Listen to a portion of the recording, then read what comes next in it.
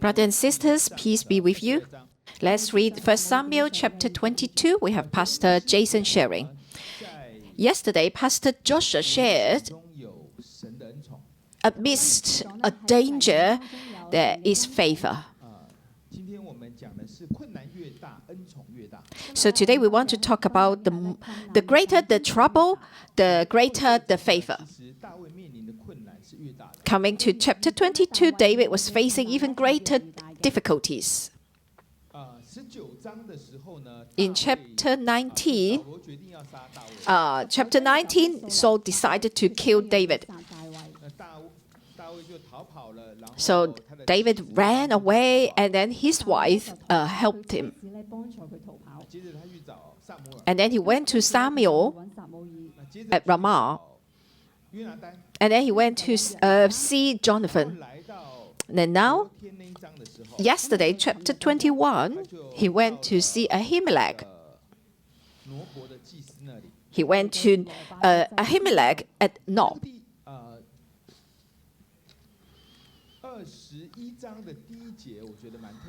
Chapter 21, verse 1 is quite special to me. And the priest Ahimelech asked David one thing. Why are you alone and no one is with you? In verse 1 of chapter 21. You realize, so the more he ran for his life, the more lonelier he got. He got no food at the end here in chapter 21, right? And then he continued to run. And then now he came to chapter 22. He was in greater trouble and difficulties. I think it's the worst case scenario. And yet, here, when we face greater difficulties, the favor of God was greater. To a certain extent, we may say, his work career failed totally, utterly, from man's view. Or you could say, he was the top wanted in the country, right? He ran for his life to the point that he gone out of his mind. Why would he go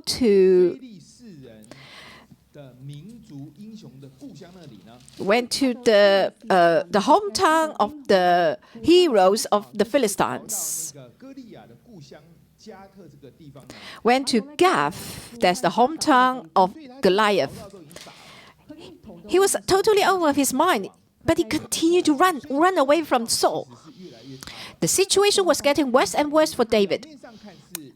On the surface, it looked even worse for David, and yet, in chapter 22, verse 1, right here, David therefore departed from there and escaped to the cave of Adullam. And when his brothers and all his father's house heard it, they went down there to him.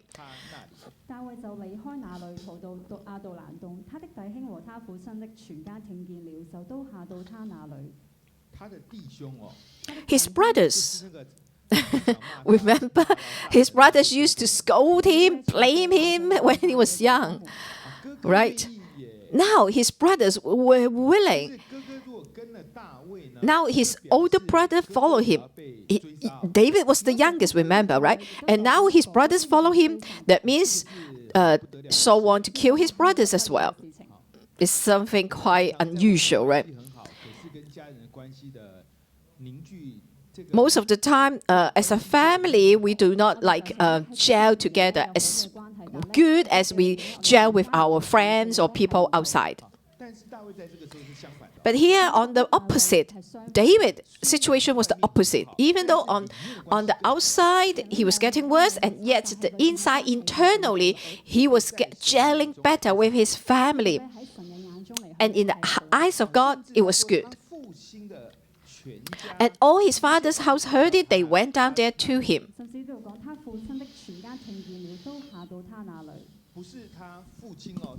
Not just his father, it's all his father's house heard it. All his father's house.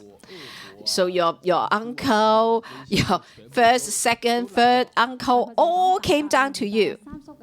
Went down there to David. The pressure from outside was growing, and yet inside the internal force, the gelling together is getting stronger. So you feel supported. Spiritually speaking, the situation was getting better, was improving.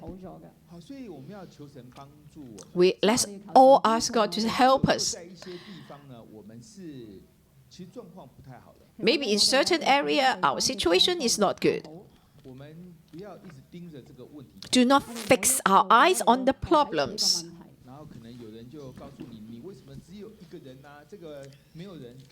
And say, how come you are just by yourself and no follower, no one follows you? And then somehow this really grips your mind, and then you are unable to come out of this. But then you must see that your family is with you. This is something that is invaluable, priceless. Yes, the difficulty was getting greater, and yet God's favor is getting bigger. Now, verse 2, and everyone who was in distress, and everyone who was in debt, and everyone who was discontent gathered to him. So he became captive over them, and there were about 400 men with him.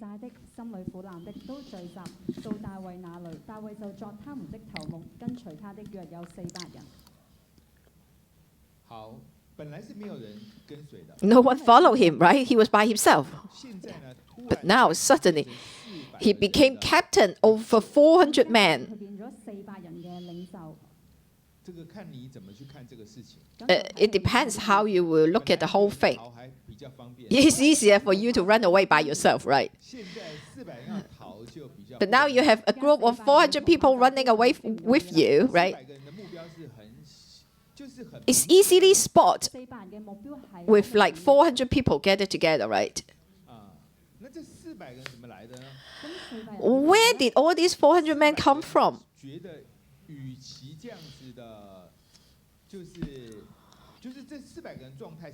They were not in good situation.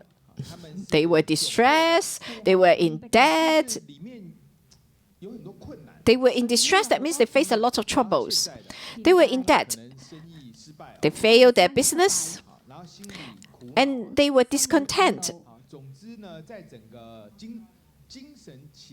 Emotionally,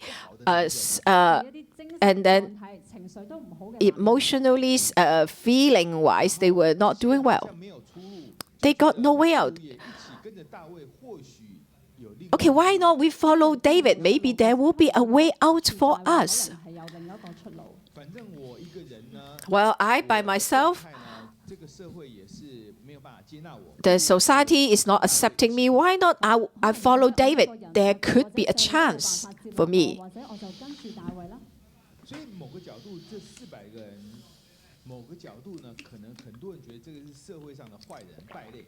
Maybe to some, actually, they are scums. They are considered scums to the society. Now, the 400 people gathered together. Then the nations will marshal against these 400 people because they were the scums. They were rejected. So actually, David was facing greater danger. He was like more obvious. And then the army would come and try to destroy them.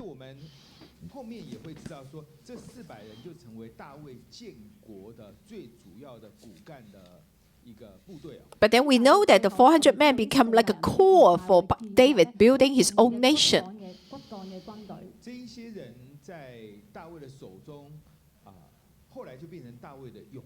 In the hand of David, these 400 men turned into mighty warriors. Through the journey of David running for his life, they went through life and death and danger together.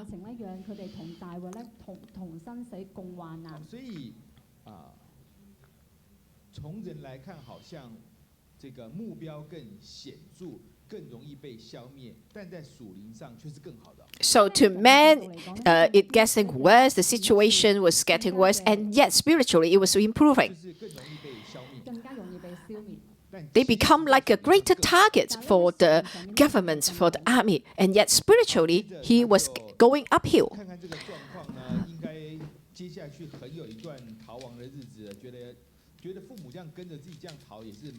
But then David foresaw that it would be a long way for him to run for his life, so he didn't want his parents to follow him this way.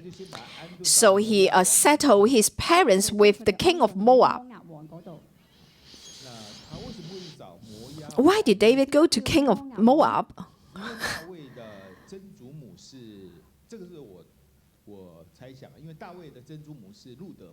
The great-grandmother of David was Ruth, remember? She was a Moabite. So that's why she settled parents with king of Moab. That's my speculation. That's his wisdom. So that settle the parents, and then the 400 mighty men will be with him. Then men, they are young. They were young and strong. They were able to run quickly. Then he said to the king of Moab, "Please let my father and mother come here with you till I know what God will do for me." Verse 3. Verse 5. Now the prophet God said to David, "Do not stay in the stronghold. Depart and go to the land of Judah."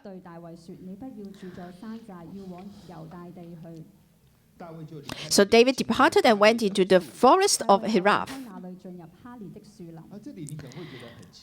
You think it's so strange? Where did this prophet God come about? Where did he come from? And it's just out of the blue, completely out of the blue, he appeared here, prophet God, and became help of David. That is definitely from God.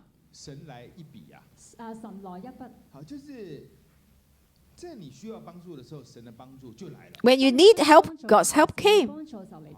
When you need help, God's help comes. Is the difficulties, the problem solved? Not yet. That's the beginning of his fugitive life.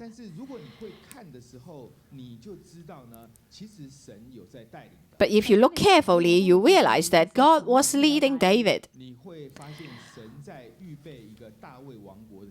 God was preparing the building up of David's kingdom. David's warriors are there, and then prophet God was ready. Step by step, God was leading David. Even though he was running for his life, he was a fugitive. And yet, greater favor and kingdom were coming to him. How about Saul? Let's read the story of Saul. Verse 6. When Saul heard that David and the men who were with him had been discovered, now Saul was staying in Gibeah under a Damascus tree in Ramah with his spear in his hand and all his servants standing about him.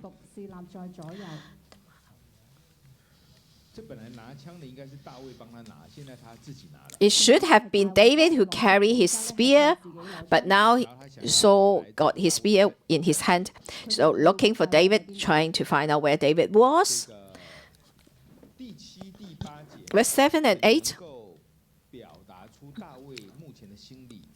express how David felt at the time. Here now, you Benjamites, will this... we know how Saul felt. He didn't say, "Hey, Israel, you Israel." He said, "You Benjamites." That people, he was surrounded by Benjamites. He trusts people from his own tribe. Saul was from Benjamin, tribe of Benjamin. He did not trust other tribes. The first one, the second one. Will the son of Jesse give every one of you fields and vineyards and make you all captains of thousands and captains of hundreds?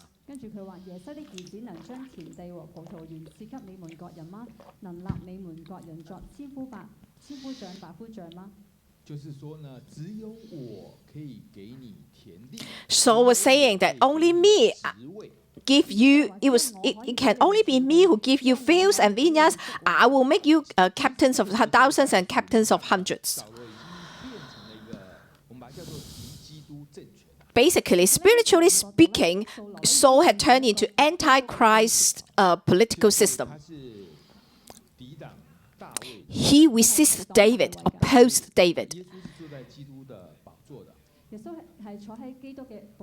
Jesus sits on the throne of David.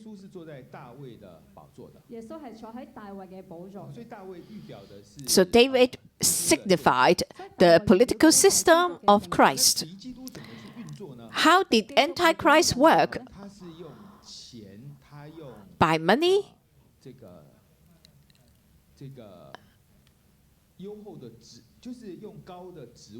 High position, good money, trying to draw people to him. That's what Antichrist does.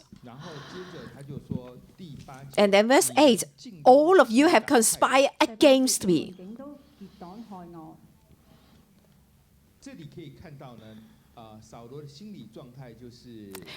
The state of mind of Saul was he did not trust people around him, yet he was totally helpless. He couldn't do anything about it. The first one, he could only trust Benjamite, his own people. But then he also thinks that even the Benjamites also conspired against him. Well, for the people, they would think that you think we conspire against you, then why are you using us? Oh, I can do nothing. But that you are not trustworthy. I can do nothing. I can only trust you, but you are not trustworthy. So he didn't trust them, and yet he was helpless. Verse 8. There is no one who reveals to me that my son has made a covenant with the son of Jesse.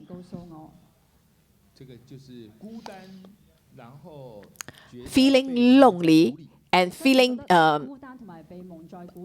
lied to, and so it was quite pity for for Saul. And there is not one of you who is sorry for me or reveals to me that my son has stirred up my servant against me to lie in wait as it is this day.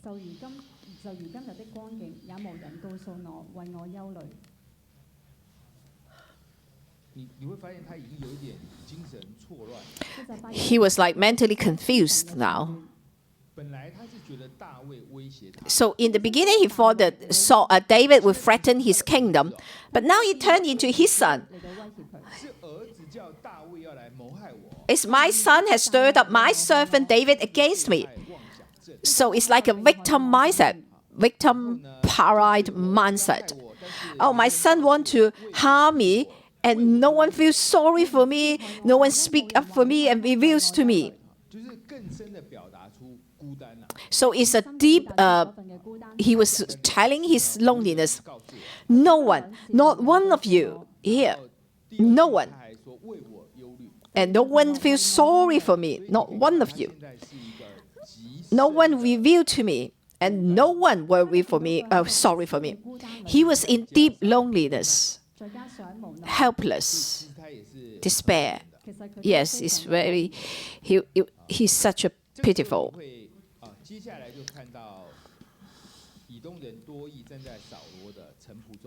And then you see here, Doeg, the Edomite, set over the servants of Saul. So he told the secret, not secret, that Ahimelech did help David.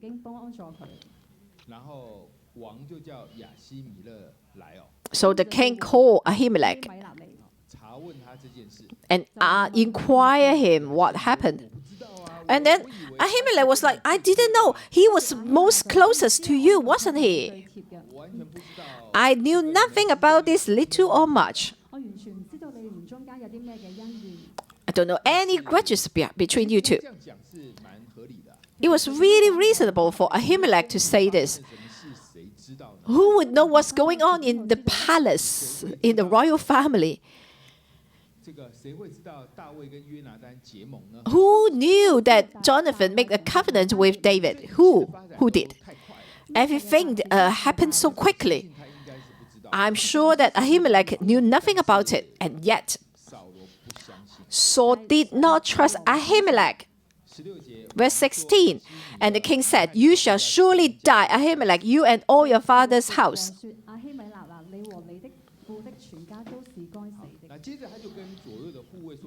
And he said to the guards who stood about him, "Turn and kill the priests of the law." Verse 17. But the servants of the king would not lift their hands to strike the priests of the law. And the king said to Doeg, "You turn and kill the priest."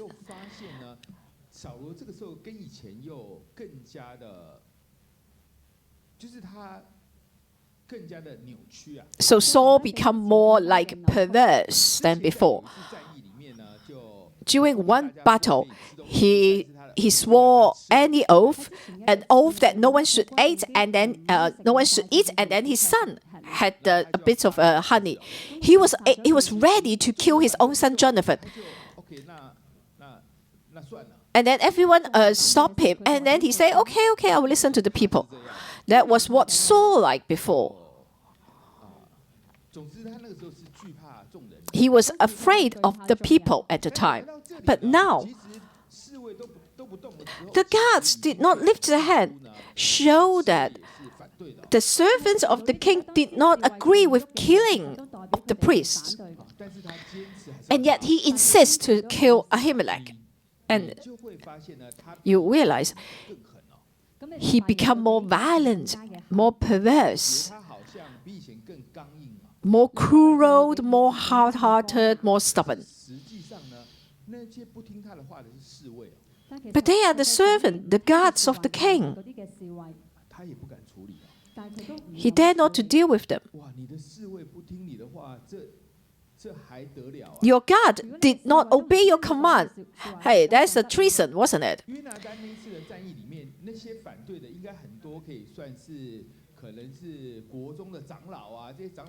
When Jonathan was about to be killed by Saul, it was opposed possibly by elders and seniors. Here is your guards. They should be loyal. They should have been so loyal and faithful to you, yet they disobeyed your commands. So,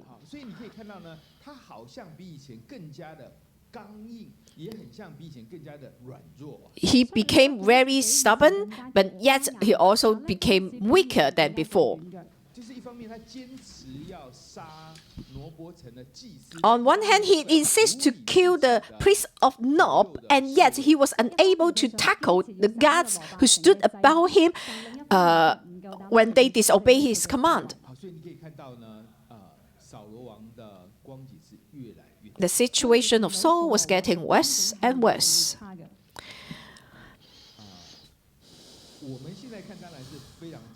We know it so clearly as we read the story today.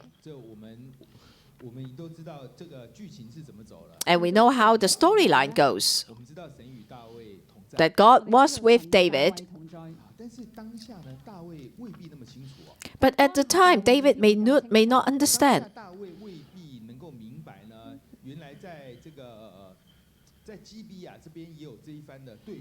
David was unaware of the conversation happened in Gibeah.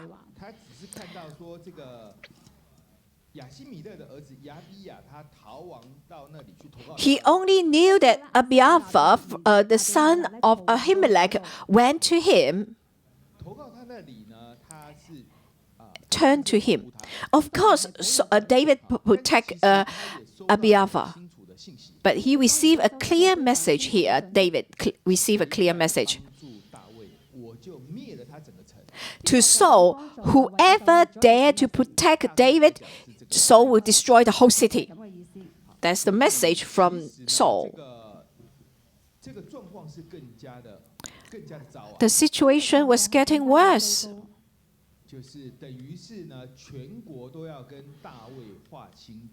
That the whole nation will distance themselves from David. It's not just like when David played music and then Saul was trying to kill him, pin him to the wall with a spear. The extent, the scope has been like, it's a totally different level. It's the whole nation against one person. Whoever was trying to help David will be killed by Saul. He was in a total like a dilemma, a deadlock. On one hand, God said, you go into the land of Judah. Do not go to other country. That's what the prophet God said to him. Your destiny lied in the land of Judah. You will rule over Judah.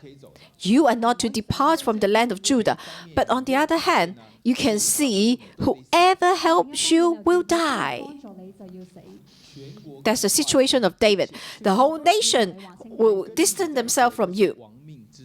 Everyone who comes to you runs for the fugitive. The dilemma was getting worse.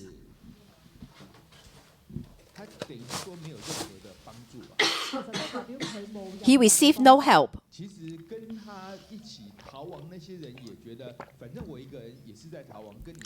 People who went to him, gathered to him, were also fugitive. They didn't want to run for their life by themselves, so that's why they gathered together to David.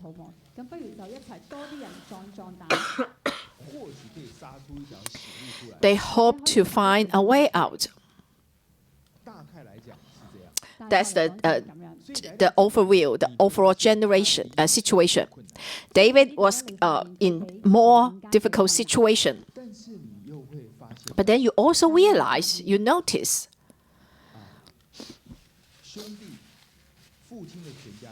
his brothers and all his father's house went to him. And then the mighty warrior of David gathered together. The prophet, the priest, and the king gathered together.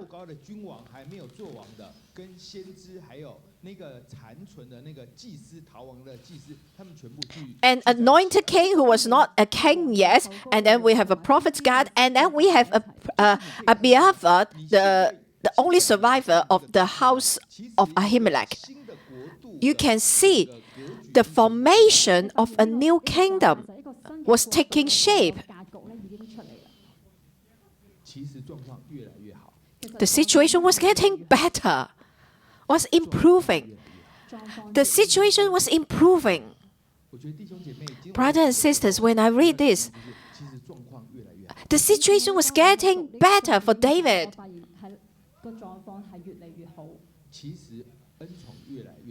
The favor was getting greater. But you say, how am I supposed to know all these? I agree with you, that's true. David was totally unaware of the overall situation. He wouldn't say that, okay, I have prophet's God and I have Abiathar, the only survivor of Ahimelech. Okay, wow, I have king, prophets, and then the priest. Hallelujah. No, he didn't think like that at the time.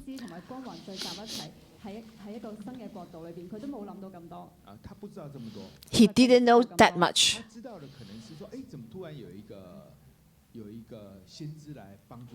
He wondered, prophet God came to me and then, warned me. Okay. Oh, thank God. Now my older brother who used to scold me now supports me. Thank God for this. These 400 men, oh my word, there's just so much trouble, right? They were scum. They are scums. They could think like this. He could think like this, for David. Okay, anyway, it's a dead end for me. Let's, gather together, we strengthen our faith. Maybe that's what he thought. That much. And yet he followed to the end. We follow God to the end. We only know that little, and yet God knows the whole picture. God is never out of control. God is guiding us. We must trust that God is leading us. Prophet did not come out from nowhere, out of the blue. As he turns up, God is preparing us. God has prepared. and God will bring it to completion. In the book of Philippians, it says that those who begin a good work in you shall bring it to completion in the day of Christ Jesus. We must see the signs of God. We must notice, always from God. Okay. That's the mark, a sign of God's presence with us. That means God is helping us. Maybe the situation seems bad. The difficulty seems great. Maybe we are unable to know the whole picture. We don't even know that mentally Saul was insane. And yet God's grace is greater and greater. May God help us. The greater the difficulty, the greater the favor.